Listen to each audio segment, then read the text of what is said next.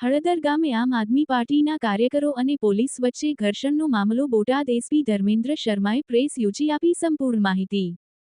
બોટાદમાં પથ્થરમારા સંબંધમાં આપના નેતાઓ સામે પ્રવીણ રામ, રાજુ કરપડા સહિત 85 લોકો સામે ફરિયાદ નોંધાઈ, જેમાં 65ની અટકાયત કરી ખૂનની કોશિશ, ષડયંત્ર અને ગેરકાયદેસર મંડળીનો આરોપ હેઠળ અનેક લોકોની ધરપકડના ભણકારા, 50મી વધુ જેટલા વાહનોને પણ ડિટેઇન કરવામાં આવ્યા। બોટાદ એસપી હળદર ગામે બનેલ ઘટનાને લઈને મંજૂરી વગર સભામાં થયેલા ઘર્ષણ મુદ્દે આપ નેતા રાજુ કરપડા અને પ્રવીણ રામ અને મુખ્ય આરોપી ગણાવ્યા।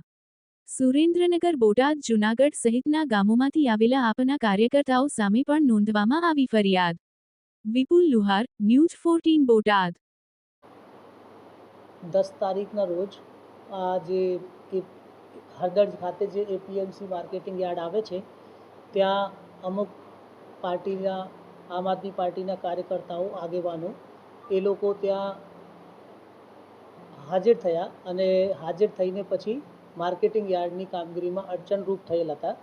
તો એ લોકોને સમજાવવામાં આવ્યું હતું કે ભાઈ તમે લોકો કોઈ મંજૂરી લીધા વગર અહીંયા આવેલા છો, તો આવી રીતે અને કામમાં અડચણરૂપ થાવ છો તો એ બરાબર નથી અને તમારે અહીંયા રહેવાનું નથી। તો એ લોકોએ ત્યાં ધરણા પર બેસવાનો પ્રયત્ન કરેલ, પછી ત્યાંથી એ લોકોને ડિટેન કરવામાં આવેલ અને એ લોકોને સમજાવવામાં પણ આવેલ કે આવી રીતે મંજૂરી માંગ્યા વગર તમે કોઈ ધરણા કે તમે આવી રીતે કોઈ રેલી સરઘસ કાઢી શકો એમ નથી। છતાં એ લોકોએ ત્યાર પછી એમના જે અમુક આગેવાનો છે, જેમાં કે ઈસુદાન ગઢવી, એ ગોપાલ ઇટાલિયા, બીજું રાજુભાઈ કરપડા, સોશિયલ મીડિયામાં અન્ય અમુક સોશિયલ મીડિયાના મારફતોથી અને પોતાના કાર્યકર્તાઓને સંબોધીને કહેતા હતા કે હવે આપણે બોટાદમાં એપીએમસી યાર્ડમાં 12 તારીખે ભેગા થવાનું છે અને ઉશ્કેરાઈજનક અને પોલીસના સામેની પણ વિડીયો એ લોકો અપલોડ કરી રહ્યા હતા। તે અનુસંધાને અમે અહીંયા પોલીસ બંદોબસ્ત રાખવામાં આવેલ હતું। પછી 12 તારીખે જ્યારે પોલીસ બંદોબસ્ત ચાલુ હતું તે દરમિયાન એ લોકોએ હળદર ગામની સીમમાંથી જે અમુક કાચા રસ્તાઓ આવે છે અને ગામની અબાવરૂ જે રસ્તાઓ આવે છે એ રસ્તાઓ મારફતે ગામમાં આવીને અને એમાં ગ્રામ પંચાયતની કોઈ મંજૂરી લીધી નહીં અને કોઈ વહીવટી મંજૂરી પણ સક્ષમ અધિકારીઓની લીધી નથી અને ગામમાં આવીને ભેગા થઈને અને પોતાના કાર્યકર્તાઓના ભેગા કરીને ત્યાં એક સભા જેવું આયોજન કરવામાં આવેલ। તે સભાની અમે ખબર પડતા જે પોલીસ છે જે બંદોબસ્તમાં હાજર હતી એ કે કાયદાની વ્યવસ્થાની પરિસ્થિતિ જળવાઈ રહે, એ પરિસ્થિતિ જળવાઈ રહે તે માટે પોલીસ જેમ ત્યાં સ્થળ ઉપર પહોંચી તો આ લોકો જે કાર્યકર્તાઓ અને આમ આદમી પાર્ટીના કાર્યકર્તાઓ અને આગેવાનો હતા એ લોકોએ પોલીસ ઉપર છૂટતા જ પથ્થરમારો, ઈંટો,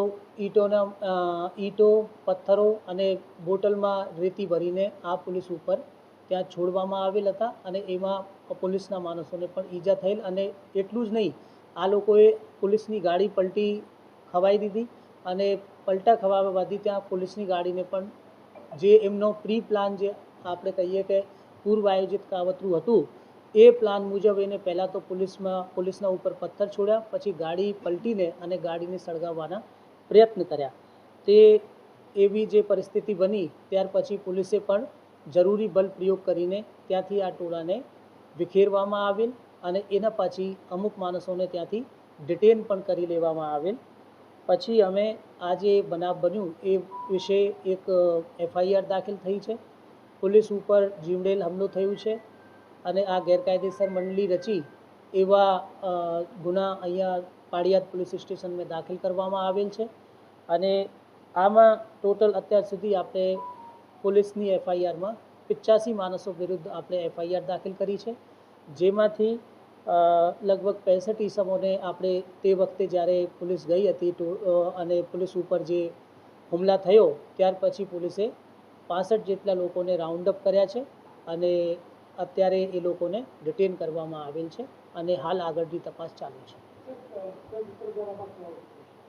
આમાં આપણે કહી શકીએ કે મુખ્ય સૂત્રધાર જે પહેલાંથી જ એ લોકો સોશિયલ મીડિયા મારફતે અને અન્ય મીડિયાઓ મારફતે એ લોકો જે પૂર્વ આયોજિત આ કાવતરું રચી રહ્યા હતા કે આપણે ત્યાં ગામે જવાનું છે અને આવું કરવાનું છે. આમાં રાજુ કરપડા અને પ્રવીણ રામ અને બીજા અન્ય માણસો જે છે એમાં મુખ્ય જે આયોજક. આમાં આપણે બીએનએસની અમુક જે અટેમ્પ ટુ મર્ડરની કલમો છે, રાઇટિંગની કલમો છે અને જે કાવતરુંની કલમો છે એ લગાવવામાં આવે છે. વાહનો અમુક કબજા કરવામાં આવેલ છે, લગભગ 50 જેટલા વાહનો પણ કબજા કરવામાં આવેલ છે, જે એ વાહનોનો ઉપયોગ કરીને એ લોકો ગામમાં ઘૂસી ગયા હતા. પોલીસના 2 વાહનોને નુકસાન આવેલ છે અને 5 પોલીસવાળાઓને ઈજા પણ થયેલ છે, જેમાં 2ને ગંભીર એટલે માથામાં ઈજા થઈ છે. હાલની પરિસ્થિતિ શાંતિ છે અને એ જે હળદળ ગામના લોકો છે એ આમાં મુખ્ય વસ્તુ એ છે કે ગામના માણસો કોઈ પણ નહોતા આજે, કેમ કે આ ગ્રામ પંચાયતની પણ એ લોકોએ મંજૂરી નહીં લીધી અને ગ્રામના માણસોએ પણ આમાં સામેલ નહીં થયા. એ લોકો બહારથી આવીને અને જે આપણે ખેતરના વાડીઓના માર્ગ મારફતે ત્યાં ગામને આવીને અને આ કાર્યકર્તાઓએ આવું કાવતરું રચીને આ બધું. આમાં અમુક માણસો સુરેન્દ્રનગર જિલ્લાના છે, અમુક બોટાદ જિલ્લાના અલગ અલગ તાલુકાઓના પણ છે અને બીજા અમુક જુનાગઢ જિલ્લામાંથી પણ આવેલ છે. એટલે અલગ અલગ વિસ્તારોના માણસો આ અત્યાર સુધી જે આપણને માહિતી મળી છે એના આધારે આ તમામ આમ આદમી પાર્ટીના કાર્યકર્તાઓ અને આગેવાનો છે. એમાં અત્યાર સુધી આપણે 20 રાઉન્ડ ટીયર ગેસના છોડ્યા છે.